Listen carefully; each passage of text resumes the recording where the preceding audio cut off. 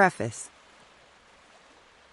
Origins by Nikole Hannah Jones.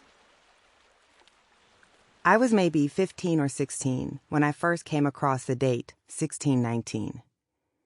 Whenever I think about that moment, my mind conjures an image of glowing, three-dimensional numbers rising from the page.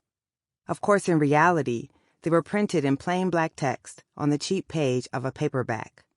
Still, while the numbers did not literally glow, I remember sitting back in my chair and staring at the date, a bit confused, thrown off kilter by an exhilarating revelation starting to sink in. For as long as I can remember, I've been fascinated with the past. Even as a young girl, I loved watching documentaries and feature films about events that took place in a bygone era. As a middle school student, I read all of my dad's Louis L'Amour westerns and the entire Little House series because they transported me to this mythic American frontier. I loved sitting in my grandparents' basement, leafing through aged photo albums filled with square black and white images and asking questions about the long-dead relatives frozen in the frame. My favorite subjects in school were English and social studies, and I peppered my teachers with questions. History revealed the building blocks of the world I now inhabited, explaining how communities, institutions, relationships came to be. Learning history made the world make sense. It provided the key to decode all that I saw around me. Black people, however, were largely absent from the histories I read. The vision of the past I absorbed from school textbooks, television, and the local history museum depicted a world, perhaps a wishful one, where Black people did not really exist. This history rendered Black Americans, Black people on all the earth, inconsequential at best, invisible at worst. We appeared only where unavoidable.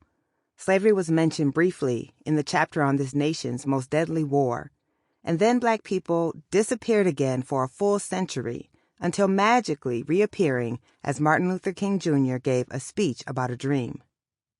This quantum leap served to wrap the Black experience up in a few paragraphs and a tidy bow, never really explaining why, 100 years after the abolition of slavery, King had to lead the March on Washington in the first place.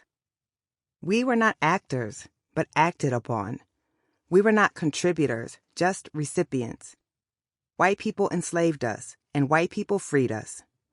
Black people could either choose to take advantage of that freedom or to squander it, as our depictions in the media seem to suggest so many of us were doing. The world revealed to me through my education was a white one. And yet, my intimate world, my neighborhood, the friends I rode the bus with for 2 hours each day to and from the schools on the white side of town, the boisterous bevy of aunts, uncles, and cousins who crowded our home for barbecues and card games, was largely Black. At school, I searched desperately to find myself in the American story we were taught, to see my humanity, our humanity, reflected back to me.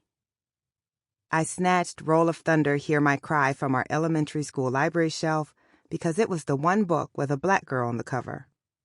In high school, when my advanced placement English teacher assigned us a final project on a famous American literary figure, I wrote about the only Black poet I had been exposed to, Langston Hughes.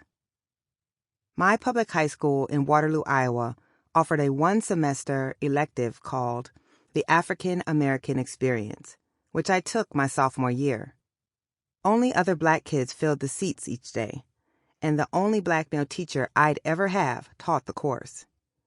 Rail-thin and mahogany-skinned, with a booming laugh that revealed the wide gap between his front teeth, Mr. Ray Dow deftly navigated our class through the ancient Mali, Songhai, Nubian, and Ghana empires. It was he who taught me that, from here to Timbuktu, referred to an African center of learning.